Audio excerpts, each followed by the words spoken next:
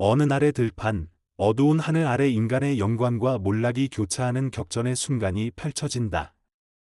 영화 워터루는 단순한 전쟁 서사가 아니다. 이 작품은 한 인간의 야망과 몰락, 한 시대의 종언과 다음 시대로의 이행, 그리고 역사라는 무대 위에 선 인간의 찬란하면서도 덧없는 여정을 그린 감성의 대서사시다. 50대 이상이 겪어온 삶의 파도처럼 이 영화는 승리와 패배, 만남과 이별, 찬란함과 허무가 교차하는 인생 그 자체다. 이야기는 프랑스 혁명의 불꽃 속에서 권력을 쥐고 유럽 대륙을 누비며 황제로 등극한 나폴레옹 보나파르트의 마지막 여정을 따라간다.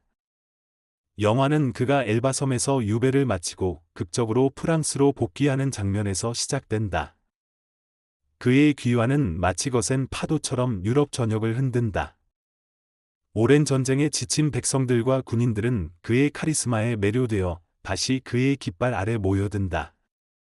그 순간, 나폴레옹은 단지 한 명의 지도자가 아니라 운명을 거스르려는 인간의 상징이 된다. 하지만 영화는 영웅적 귀환의 찬란함을 오래 붙들지 않는다.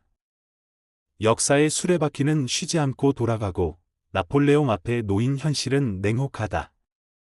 오스트리아, 러시아, 프로이센, 영국이 다시 연합해 그를 저지하기 위한 움직임을 시작한다.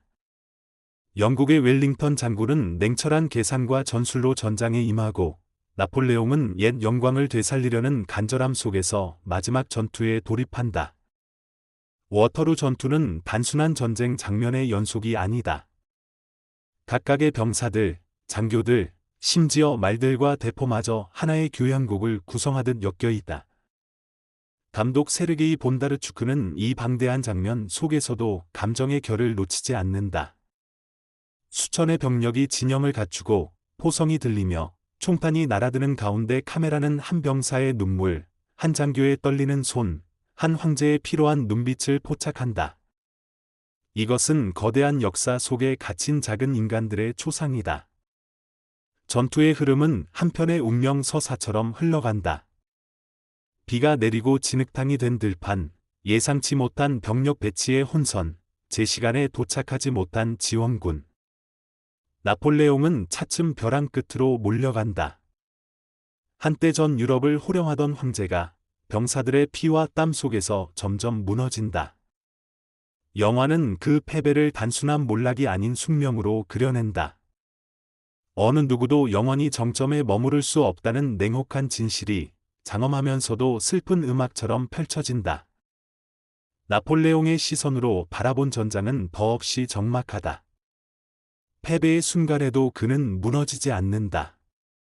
오히려 그 눈빛엔 삶의 덧없음과 역사의 무게를 받아들이는 성찰이 서려 있다. 그는 더 이상 단순한 정복자가 아니라 삶의 아이러니를 온몸으로 끌어안은 존재가 된다. 이처럼 워터루는 전쟁 영화임에도 불구하고 전쟁 자체보다는 인간의 내면과 그 심연에 대한 탐색에 무게를 둔다. 나폴레옹이라는 인물을 통해 권력의 정점과 몰락의 나락을 교차시키며 인간이란 존재가 얼마나 한순간 찬란할 수 있으나 동시에 얼마나 허무함까를 묻는다. 우리 인생도 다르지 않다. 젊은 날의 기세, 중년의 책임, 황혼기의 고요한 회한까지 모든 시기는 유한하며 그렇기에 더욱 귀하다.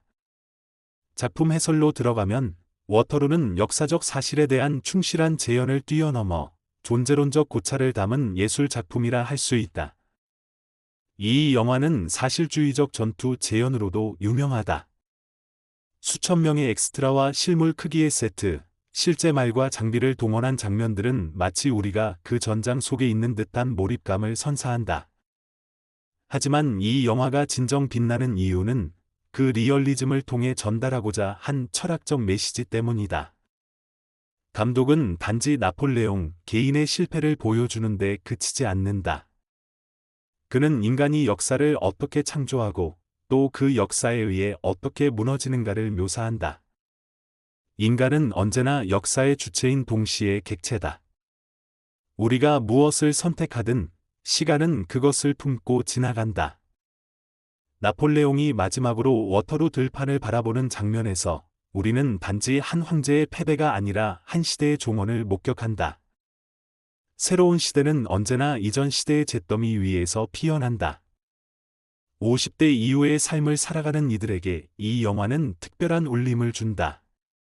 젊은 날 무언가를 이루려는 열정, 현실에 부딪히며 감당한 무게, 그리고 이제는 자신을 돌아보게 되는 시간.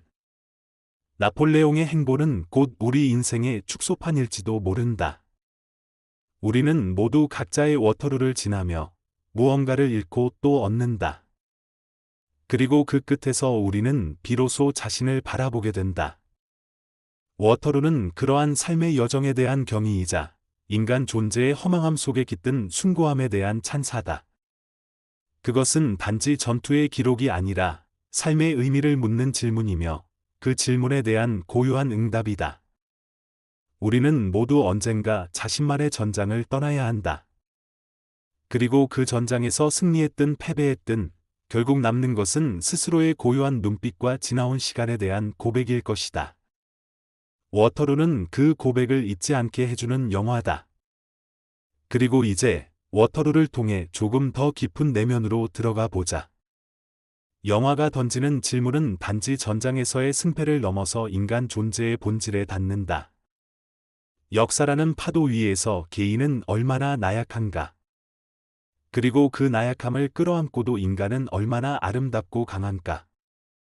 나폴레옹의 여정은 한 국가의 역사라기보다 한 인간의 내면적 갈등과 자각의 기록이다. 그의 야망은 단지 정복과 권력의 갈망이 아니었다. 그것은 시대를 바꾸고 싶었던 열망이었고, 인간의 의지로 세계를 새로 쓰려는 시도였다. 하지만 시대는 언제나 개인을 품기도 하지만 거부하기도 한다. 그는 결국 시대의 흐름과 충돌했고 그 충돌 속에서 지는 쪽이 되었다. 그러나 영화는 패배자 나폴레옹을 연민의 시선으로 바라보지 않는다. 오히려 그의 침묵과 고독 속에서 위엄을 발견한다. 한 인간이 자신을 내려놓는 순간 그는 가장 인간적인 존재로 완성된다. 50대를 넘긴 이들이 이 영화를 보며 깊은 울림을 느끼는 이유도 여기에 있다. 젊은 날의 뜨거운 야망, 중년의 절박한 현실, 그리고 이제 스스로를 관조하는 시간. 그 모든 것이 나폴레옹의 여정에 겹쳐진다. 우리는 모두 자신만의 워터루를 지나왔다. 그리고 언젠가는 마지막 들판에 홀로 선 채 자신이 살아온 길을 돌아보게 된다.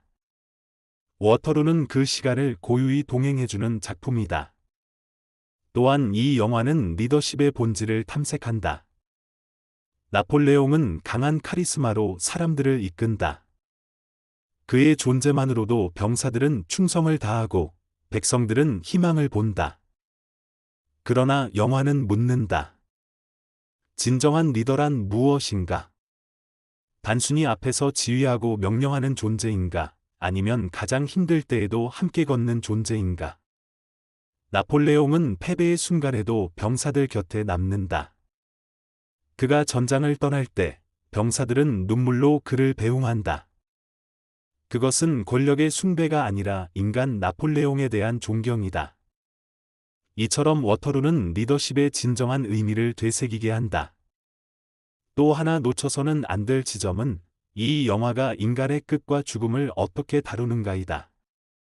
워터루 전투는 수많은 이의 죽음으로 가득 차 있다. 그러나 그것은 단지 죽음의 나열이 아니다.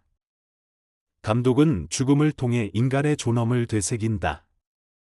삶의 마지막 순간에 가장 빛나는 감정들, 두려움, 회한, 사랑, 용서가 드러난다. 죽음을 통해 삶이 얼마나 귀했는지를 역설적으로 보여주는 것이다. 나폴레옹이 패배를 받아들이는 장면은 일종의 죽음의 은유이기도 하다. 그 순간 그는 더 이상 황제가 아닌 인간으로 돌아간다. 이 영화의 촬영 또한 작품성을 더욱 끌어올린다. 실제 전장을 재현하듯 구성된 초대형 세트, 수천 명의 병사들을 동원한 장면은 마치 한 폭의 거대한 그림 같다. 카메라는 멀리서 전장의 흐름을 조망하면서도 인물들의 내면을 놓치지 않는다. 이러한 카메라 워크는 관객이 전장을 육체적으로 체험하는 동시에 정신적으로 사유하게 만든다. 마치 우리가 그 안에 있는 듯한 착각을